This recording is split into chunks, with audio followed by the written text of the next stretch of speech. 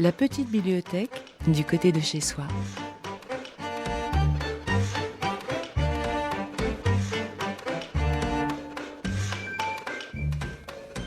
Bonjour Cécile Guéret. Bonjour. Comment allez-vous ? Très bien, merci. Journaliste à Psychologie Magazine. D'ailleurs, dans le numéro de ce mois-ci, il y a un papier consacré aux jeunes et au cancer. Tout à fait, oui, à partir de votre livre. Alors, chaque semaine, vous choisissez un ouvrage qui figurera dans notre petite bibliothèque. Qu'avez-vous choisi cette semaine ? Cette semaine, j'ai choisi le livre de Lars Svensson. Donc, comme vous l'entendez, c'est un philosophe norvégien.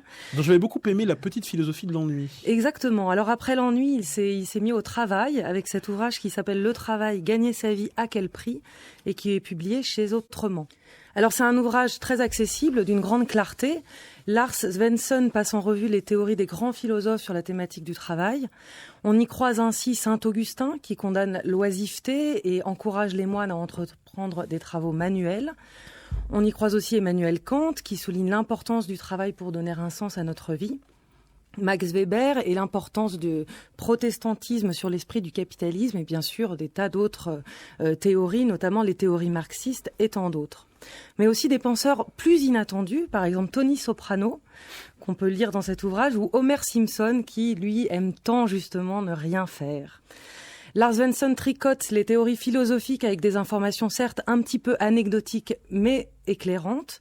J'ai ainsi appris que le besoin de repos était dans la Déclaration universelle des droits de l'homme, c'est l'article 24. C'est une information importante pour justement tous les Homer Simpson qui sommeillent en nous. J'ai aussi découvert qu'on trouvait aux États-Unis des livres de management aux titres étonnants. Alors je vous en livre quelques-uns. Par exemple, Jésus PDG, comment utiliser la sagesse ancienne pour un leadership visionnaire, ou Attila le 1, les secrets de leadership. Ou encore Shakespeare aux commandes, le guide du barde pour diriger et réussir sur la scène des affaires. Et alors si Shakespeare est un petit peu trop intellectuel, sachez que vous pouvez aussi trouver un livre qui s'appelle Boucle d'or et le management. Enfin, dernière trouvaille, il paraît que le mot fun a le vent en poupe dans les entreprises aujourd'hui, au point qu'il existe des consultants en amusement appelés les funsultants. Enfin, plus sérieusement, j'ai beaucoup aimé les liens que fait Lars Svensson entre les différentes époques qu'il évoque. Ça nous permet d'avoir un autre regard, notamment un changement de perspective sur la façon dont nous considérons aujourd'hui le travail. Je vais vous livrer un exemple sur l'indistinction entre le travail et les loisirs. L'auteur nous explique justement que chez les philosophes grecs classiques, devoir subvenir à ses besoins rend le travail avilissant.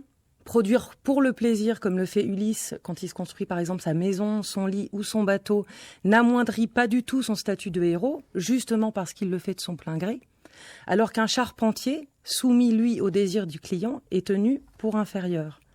Et cette conception du travail s'étend même sur l'identité du charpentier, parce qu'il dépend de la volonté d'autrui, il n'est pas indépendant dans le débat politique et ne peut donc pas être un bon citoyen. Lars Svensson se pose ensuite la question sur lui-même, c'est ça que j'ai beaucoup aimé dans ce livre, c'est qu'il fait des allers-retours entre les théories qu'il expose et sa propre expérience. Et il se demande, par exemple, est-ce vraiment du travail de passer, dit-il, son temps sur son canapé, comme il le fait, en caressant son chat, à lire un livre qu'il trouve finalement tellement intéressant qu'il aurait pu le lire sur son temps de loisir de toute façon. L'auteur rappelle aussi des diagnostics connus sur ce qu'est le travail aujourd'hui. Donc on le sait, avant le travail se définissait plutôt par un lieu, on allait à l'usine, on allait au bureau, et un temps de travail avec des horaires définis.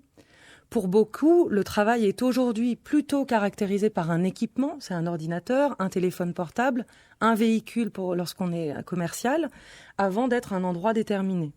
On sait aussi bien sûr que le temps de travail est beaucoup plus flou, puisqu'aujourd'hui on va régler des problèmes personnels sur notre temps de travail et travailler sur le temps dit libre. Les frontières sont beaucoup moins nettes. Quel est le bémol à la lecture de cet ouvrage de Lars Svensson ? Le petit bémol, c'est que Lars Svensson est très politiquement correct. Écrire aujourd'hui un livre sur le travail sans prendre en compte la question de la souffrance au travail laisse un goût d'inachevé. Et les questions qu'il pose sont du coup un petit peu hors du temps. Il ne prend pas véritablement parti, il n'est absolument pas politique et à mon sens cela manque.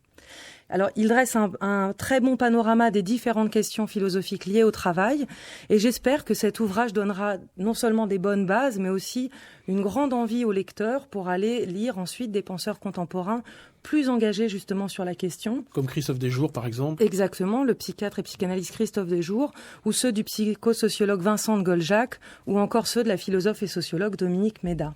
Merci beaucoup Cécile Guéret, journaliste à Psychologie Magazine.